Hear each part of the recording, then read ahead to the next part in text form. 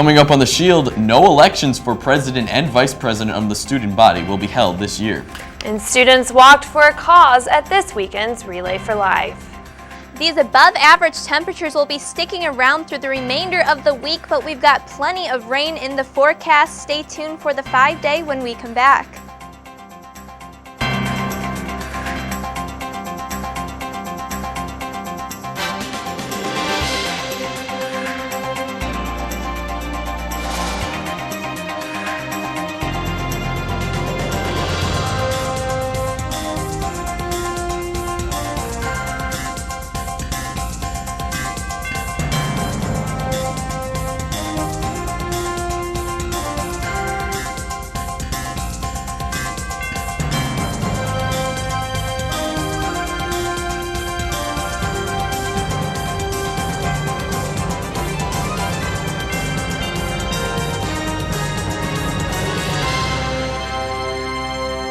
Valpo's oldest building has been rebuilt. I'm Justin Thompson-Gee. And I'm Lauren Whitney-Goprat. That story is first here on The Shield.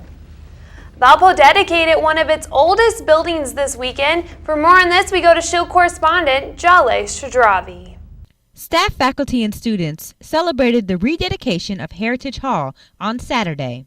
The rededication of Heritage Hall represents a major step forward toward our vision for Valparaiso University's future.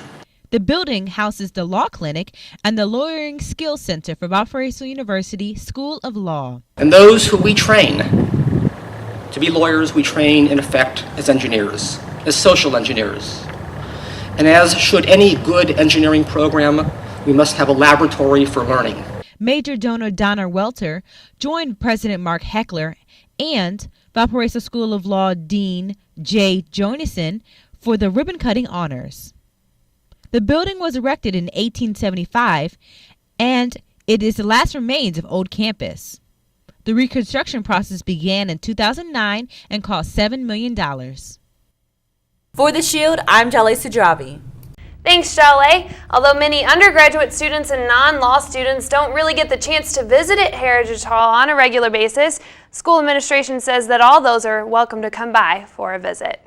Sexual Assault Awareness and Facilitative Education, otherwise known on campus as SAFE and Empowerment Board, held a rally this past week. The event included performances by some of Valpo students' favorite bands, including The Still Life, as well as a talk by a former Valpo alum and current pastor, Reverend Bill Yonker, who discussed the church and its response to sexual assault and rape.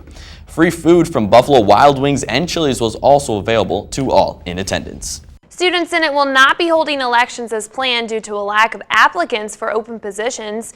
Shield correspondent Haley Just has the story. Last week marked the deadline for Student Senate applications for fall semester. Both president and vice president of the student body roles have been filled by current executive board members, and there are still multiple open seats for senators representing the individual classes. I am Emma Fisher, and I'm currently the executive secretary of Student Senate, and next year I will be the vice president of the student body.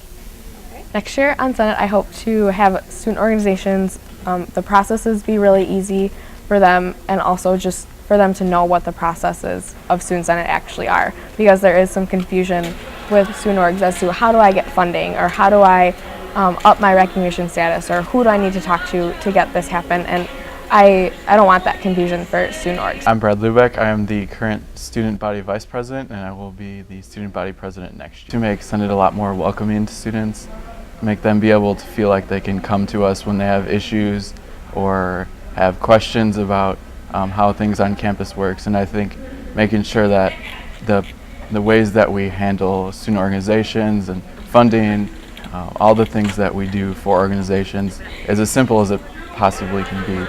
If any students are interested in Senate, I would really encourage them maybe to stop by our office or to email one of the current senators just to kind of see what is Senate like, make sure that it's something that they're actually interested in.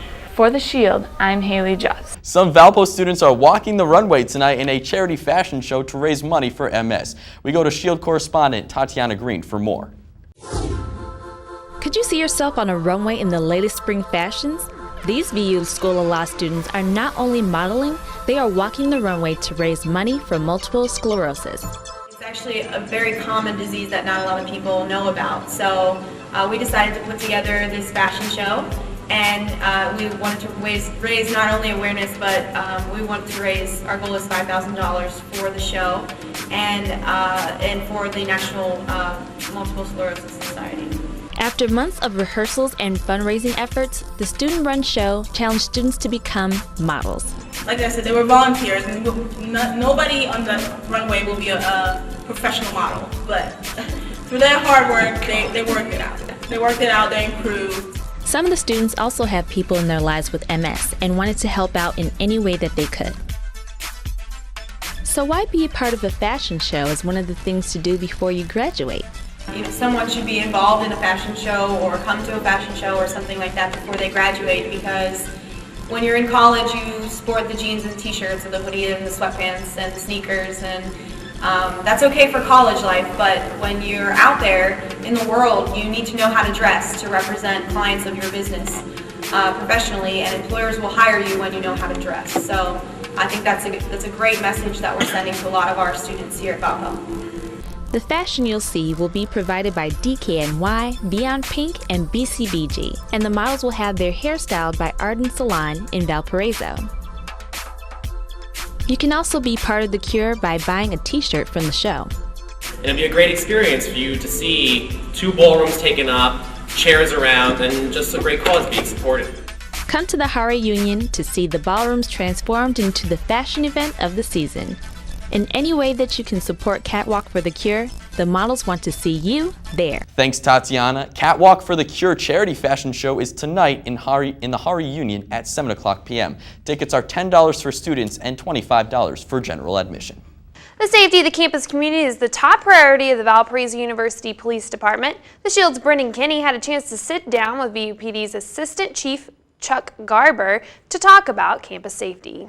Blue poles, just like you see behind me, they're utilized by the Valparaiso University Police Department to keep members of the campus safe.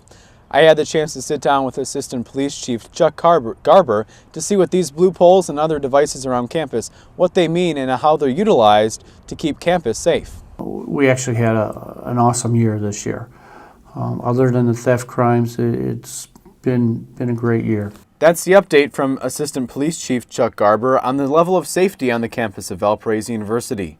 Garber outlines new resources available at the department's disposal. We have MessageNet on campus, and this will be able to alert campus in different ways, such as a storm or a critical incident. MessageNet was installed in all residence halls and is operable in all buildings on campus. Other safety precautions have been put into place at the Athletic Recreation Center and Fitness Center when the safety was compromised at those facilities. We even had one when they were rejected to go in there where they actually, as they were leaving, broke a window out and grabbed an iPod. We were able to locate these folks. Most of them were juveniles. One was 18. We charged them with felony theft. Freshman social work major Amy Richards says she does feel safe on campus. Richards did not consider campus safety while searching for colleges. She offers suggestions to the police department on what can be improved. I think they're doing a fairly good job. I think maybe it's partially because we're on a small Lutheran campus that it feels a little bit more safe, but at the same time you don't really see them out very often. They're there when you need them, like if you call them, but maybe if they patrol a little bit more, and be a little bit safer. The Valparaiso University Police Department offers a self-defense class that can be arranged by calling the department. All officers in the department have attended the Indiana Law Enforcement Academy. For all campus emergencies, dial 911, and for all non-emergencies, call area code 219-464-5430. Reporting for The Shield, I'm Brendan Kinney. Thanks, Brendan. Stay tuned to VUTV for all your campus safety updates. We're going to go ahead and take a quick break. When we come back, we'll have more local news and sports and a look at the rest of the week's weather.